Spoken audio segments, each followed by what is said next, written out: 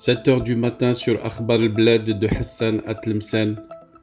Bienvenue sur votre chaîne préférée. Algérie, un scandale à Tlemcen. Une artisane marocaine découvre son image usurpée à Tlemcen dans un salon de la culture et de l'artisanat. Sans prendre son autorisation, elle a été surprise de trouver sa photo sur l'affiche de promotion du salon de l'artisanat de la ville algérienne de Tlemcen. Avant d'entrer dans le vif du sujet, n'oubliez pas de vous abonner à votre chaîne préférée Akhbar al-Bled de Hassan à Tlemcen, mais surtout n'oubliez pas de cliquer sur la cloche pour être sûr de recevoir à chaque fois qu'il y a du nouveau sur la chaîne un bip qui vous avise et qui vous invite pour y aller afin de consulter la nouvelle vidéo. Bonjour. Mbarka, artisane marocaine, a découvert son image usurpée à Tlemcen.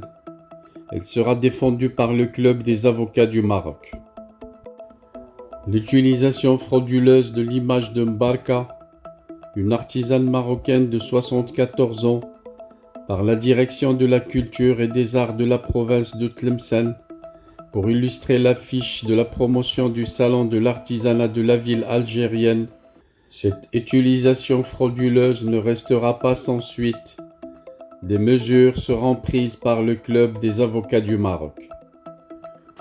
Depuis quelques jours, l'affaire fait grand bruit sur les réseaux sociaux qui se sont fait l'écho, relayé dans un article d'un média marocain, d'une énième affaire de réappropriation culturelle marocaine par l'Algérie. L'affiche de promotion d'un salon de l'artisanat à Tlemcen qui se tenait du 15 au 18 mai a suscité une véritable indignation après la découverte au centre de cette affiche de la photo d'une artisane marocaine légendée par la banque d'images Flickr, où elle est visible Femme berbère Maroc. Face à ce cas de pillage culturel qui consiste à s'accaparer un savoir-faire marocain pour le localiser et l'attribuer à Tlemcen, le fils de cette femme qui se prénomme Mbarka n'a pas tardé à monter au créneau en diffusant une vidéo sur les réseaux sociaux dans laquelle il présente sa mère au public, explique qu'ils habitent au Maroc, dans le village de Taznacht, et s'insurge de l'usurpation de son image. Mais la famille de Mbarka ne s'est pas arrêtée là. Elle a également contacté le club des avocats du Maroc, en la personne de Morad El-Joti, son président, qui a fait expressément le déplacement jusqu'à Taznacht lundi 23 mai pour y rencontrer Mbarka et sa famille. Contacté par un média marocain, Morad El-Joti explique le contexte de sa rencontre avec l'artisane. La rencontre a eu lieu après qu'un certain nombre d'acteurs de la société civile ont identifié cette femme à travers ses photos et lui ont fait parvenir l'affiche produite par la délégation de l'artisanat de Tlemcen. Mbarka a été très affecté par cette utilisation frauduleuse de son image, mais aussi de l'appropriation de ses compétences et de son savoir-faire sans son consentement.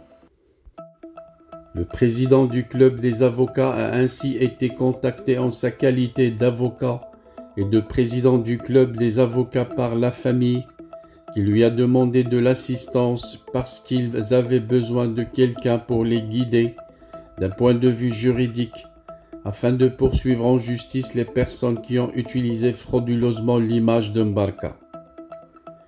Mbarka Aïtou Hassi, 74 ans, très attaché à son pays et à son patrimoine, exerce son art depuis 40 ans. Cette femme travaille dans le tissage traditionnel des tapis et utilise des peintures biologiques, soit une technique particulière à Taznacht, ville connue mondialement pour la qualité de ses tapis exportés jusqu'au Japon et dans les pays scandinaves, explique ainsi l'avocat qui s'insurge qu'on la fasse passer pour une artisane de Tlemcen. Dans ce combat juridique qui s'annonce, Mbarka pourra aussi compter sur le soutien du ministère de la Culture, lequel, très réactif, a commandité sur place son directeur provincial afin non seulement de soutenir Mbarka, mais aussi pour qu'un hommage lui soit rendu. Très impliqué, Mehdi Ben Saïd, le ministre de la Culture, contacté par le Club des avocats du Maroc, a ainsi préconisé le recours au cadre juridique Label du Maroc, initié par ce ministère et qui permet d'ester en justice dans les cas d'appropriation culturelle, de pillage ou de vol du patrimoine culturel marocain immatériel, poursuit Morad El-Jouti.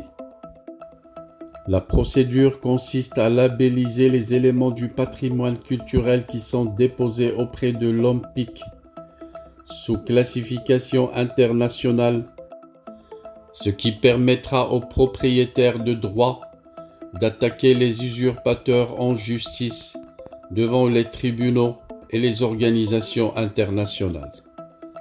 Dans un premier temps, nous allons saisir les instances de conciliation et d'arbitrage de l'UNESCO ainsi que l'Organisation mondiale de propriété intellectuelle.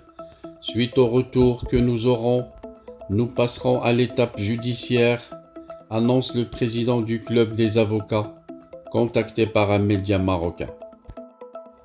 Car le but de l'Allah Mbarka à travers cette action est de mettre la lumière sur la multiplication de ces actes d'appropriation culturelle et de pillage des expressions culturelles traditionnelles qui doivent être protégées.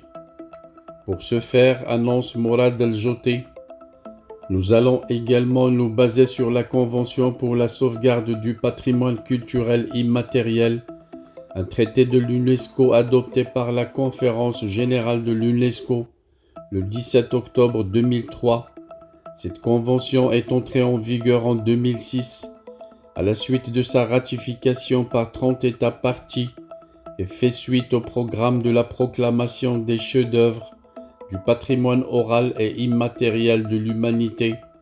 En 2015, 163 États ont ratifié la convention, précise l'avocat marocain. Mais que dit la loi dans ce genre de cas? Morad El-Jouti cite tout d'abord l'article 303 bis 1 du Code pénal algérien, lequel punit d'une peine correctionnelle toute personne qui conserve, porte ou laisse porter à la connaissance du public ou d'un tierce, ou utilise de quelque manière que ce soit, tout enregistrement, image ou document obtenu à l'aide de l'un des actes prévus par l'article 303 bis. Par ailleurs, rappelle-t-il, le droit exclusif à l'image est un droit naturel dont chaque personne peut se prévaloir. À cet effet, tout individu a le droit de s'opposer à l'utilisation ou à la diffusion de son image, que ce soit à un tierce ou au public. Par conséquent, que la personne soit majeure ou mineure, la diffusion d'une photo prise dans un lieu public nécessite son accord. Le concerné devra donner une autorisation écrite détaillant le lieu et le moment de la prise. Cette autorisation doit également préciser l'objet de l'utilisation de l'image en question. Enfin, le Comité intergouvernemental de la propriété intellectuelle relative aux ressources génétiques, au savoir traditionnel et au folklore de l'OMP a institué, rappelle l'avocat, un instrument juridique international visant à assurer, au titre de la propriété intellectuelle, une protection équilibrée et efficace des expressions culturelles traditionnelles. L'appropriation culturelle s'accompagnant manifestement d'un manque de respect, d'une absence de mention de la source et d'une déformation de la signification culturelle, l'extension du droit moral aux expressions culturelles traditionnelles est une solution sur laquelle les États membres de l'OMPI pourraient concentrer leur attention, a-t-il conclu. Voilà donc ce que préconisent faire les avocats de Mbarka Un vrai scandale. L'Algérie qui a toujours l'habitude de voler le patrimoine immatériel culturel marocain et de se l'approprier. Personnellement, sur toutes les fois où j'ai vu l'Algérie voler notre patrimoine, cette fois je me sens très content pour une simple raison, c'est que ça s'est passé à Tlemcen. C'est presque une tendance des Tlemceni à s'identifier marocain et à confirmer la marocanité de Tlemcen à travers l'histoire. Tlemcen qui nous a été volé par la France en délimitant les nouvelles frontières. Ces frontières que s'amusent les militaires d'Algérie à nommer Al-Hudud al-Mawroutha an al-Istimar, les frontières héritées du colonialisme, comme si c'est une référence du droit international. Voilà pourquoi je suis content. Ceci n'empêche que je ne suis pas d'accord avec ce qu'ont fait les messieurs qui ont construit cette affiche en volant l'image de la dame. Ce genre de comportement doit être puni, mais au fond du problème, il y a quelque chose de très positif. C'est ce que je viens de dire. Et puis ce qu'ont fait les Tlemceni rejoint un peu le nom et l'esprit du nom de la chaîne de Hassan à Tlemcen. Cette fois, ils ont pris la photo de Hassan, de la capitale marocaine, jusqu'à Tlemcen. Voilà donc, on trouve aussi l'esprit, on trouve l'image de la chaîne sur ce qui vient d'être fait par les gens de Tlemcen. Tlemcen que je rêve de visiter un jour. Malheureusement, les militaires d'Algérie nous imposent cette fermeture des frontières. Mais j'ai une certitude que ça va un jour changer. Les militaires vont disparaître. L'Algérie redeviendra un jour libre. Et les deux pays frères, les deux peuples frères se retrouveront sans frontières, sans limites, ni obstacles, sans handicap militaire surtout. D'ici là, restez branchés sur votre chaîne préférée Akhbar al-Bled de Hassan à Tlemcen. Nous resterons ensemble à vie, à vous transmettre les nouveautés et les informations du bled, où que vous soyez à travers le monde. Merci de votre attention et à la prochaine vidéo.